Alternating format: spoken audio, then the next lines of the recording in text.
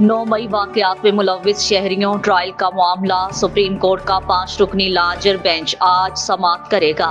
फौजी अदालतों में मुल्जिमान का ट्रायल शुरू हो गया।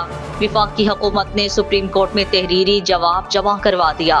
तनसीबात पर हमलों में मुलव्विस के इल्जाम में 102 अफराद ज़ेर हिरासत। चेयरमैन पीटीआई और शाह महमूद के साइफर केस के खिलाफ समाअत में आज फर्द जुर्म आयद की जाएगी। केस की समाअत अडयाला जेल में होगी। गुज़श्ता समाअत पर मुल्जिमान को चालान की नकूल फराहम की गई थी।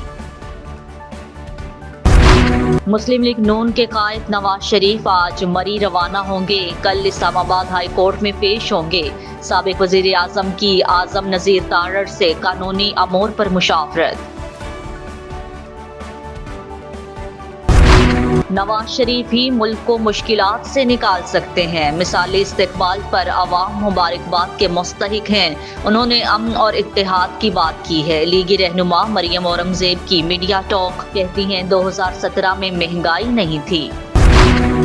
और वर्ल्ड कप में पाकिस्तान आज अफगानिस्तान से टकराएगा। फाइनल 11 में केस तब्दीली का इम्कान नहीं। खिलाड़ियों की चेन्नई में खूब प्रैक्टिस। आज एक नई टीम नजर आएगी। इमामुल हक का दावा।